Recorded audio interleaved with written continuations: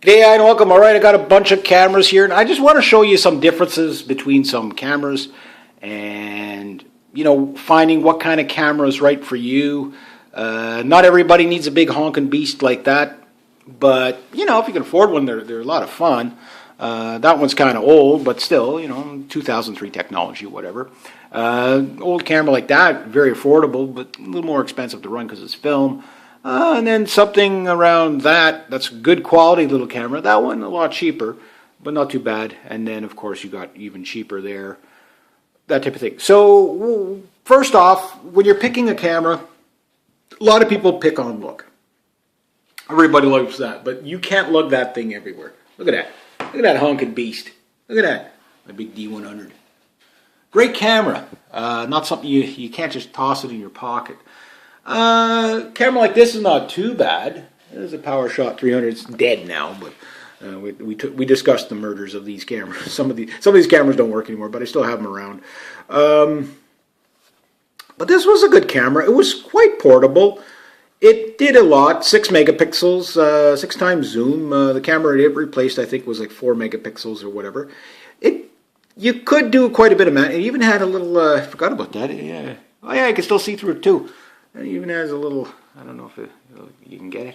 Hang on. Let's see if we can do this here. I doubt we'll do this, but where is it?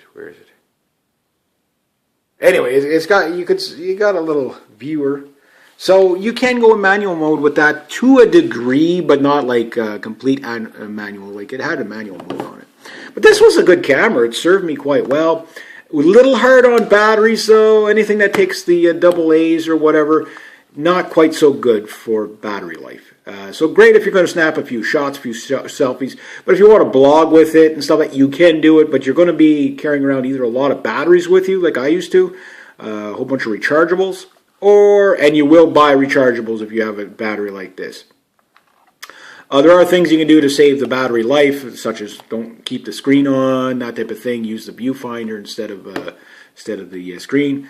But you can, these little cameras still work good, and there's still cameras like that, but they're getting a lot slimmer and a lot smaller. Then, of course, you've got action cams like the GoPro here and the Vivitar.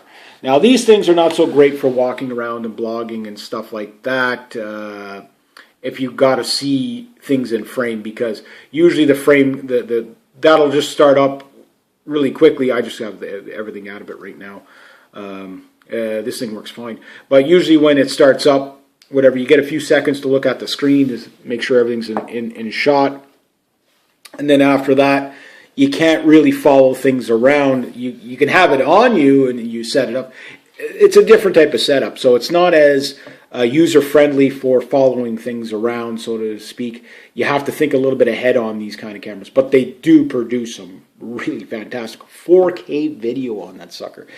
And it also does, this thing is voice-activated as well, so you can get it to take pictures while you're filming. Fantastic machine. I can't wait till I learn how to use it properly.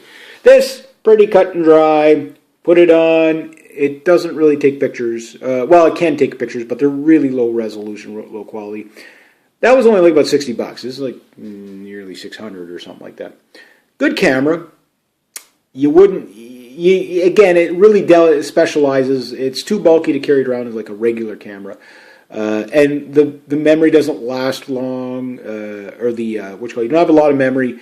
And you can't really update them either. It is what it is. So you get a taste of like a GoPro, poor man's GoPro. That's what you get with those kind of cameras. So you don't really get very much on those kind of cameras. But again, action cam, kind of specialized.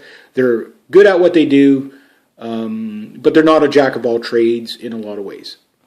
This kind of a jack of all trades, but nowhere near as good for action cam like these things. Then you've got an actual camcorder here, which this thing died as well. I covered that. This is my V5061U HP. This was it was a lousy like picture camera, no good for stills and stuff. Even though you could flip the screen around and whatever and get yourself in frame, that was nice. The sound on this thing was fantastic. The video quality, it was 1080p, but it was a kind of a crappy 1080p. But it did the job. It was great for video blogging. A little bulky, though, to carry around. But I carried around a lot. And you could run two types of batteries. You had a proprietary battery, and then you've also had a, you could run rechargeable double A's in there. And so it was versatile that way, but that one died on me, and it failed me. Shame on you. Then, of course, you've got these two guys here. This camera, I've already talked about it, but why Nikon? Why would you stop making this camera? My God, this was such a great little camera. What? Dog, interruption of dog. But anyway, that camera was 14 megapixels, nice and slim, easy to carry around, even easier to carry around than the PowerShot. Way better, not only was it way better pixels, it was like 14 megapixels. I mean, this thing took really sharp pictures. Like, I mean really sharp, even rivaling my D100. This thing was a very low noise camera. It was quiet as well. Low noise, I mean picture-wise. It was very good in low light. That was one of the attributes of this camera. Very good in low light. Didn't have a lot of zoom on it, but that's you know, you really didn't. This is the type of camera. If you're, let's say you're going to a bar with your friends, and you know it's going to be low, crappy light, and you just wanted to be able to maybe take a couple of pictures of them so that they're in focus. This was the camera you took. It was so good. It was so sharp. It was so quick to respond for a pocket camera. Excellent machine. And slimmer than that. Better video and sound than that. And way quieter. That thing is the noisiest camera in the world, I swear to God. But that camera, when it died, this is what I replaced it with. And this was this was a Coolpix P300. Excellent, excellent. Why, Nikon, would you stop making that camera? This is the Coolpix S9200. 18 times zoom. They overdid the lens. Everybody wants this super zoom, but it makes them so crappy. But this was the 16 megapixel, but it still doesn't take the picture quality that thing took. Kind of a shame, you know. It was such a good camera. That was such a good camera. This one, it's still good. It's just not as good. It's slow to focus in comparison or whatever. Now, when you start, this here is the film camera. This is a Pentax ME Super. Again, older kind of photography. Film isn't dead, really. There's a whole enthusiast. And you can pick these things up cheap. It's just they're expensive to expose the film. So it's kind of more of a connoisseur specialty type of thing. But sometimes you can get it. I got that for free, so I just got to fix it. It was working. I just got to, get it fixed or fix it myself. Great deal, the price was right, and maybe a lot of people would be throwing these things away anyway, or sell them for dirt cheap because it's old technology. But it doesn't mean you can't have fun with it. Now this camera, we're going to have to wrap it up pretty soon. I don't want to pull my Nikon down here. This is a Canon PowerShot SX20 IS, and this thing was my mom's last camera. Good little camera, a lot of great features on it. I'm going to see if I can charge up the batteries. The problem with this thing is it didn't have a proprietary battery. It runs off of 4 AA's. This thing sucks up the juice like you wouldn't believe if you leave the screen on for any length of time. I don't know how good it is. I know it's good. It got great reviews for the price range. It's a good camera, and it's 12.1 effective megapixels. Not bad. You got a bit of a zoom on there, not too, because once you get these cameras with the crazy amounts of zoom, that's usually the camera that's going to be the shittiest. Sorry for the language, but it's going to be the crappiest of picture quality usually, because you're just compromising too much. You want zoom, you're going to have to get into stuff like that.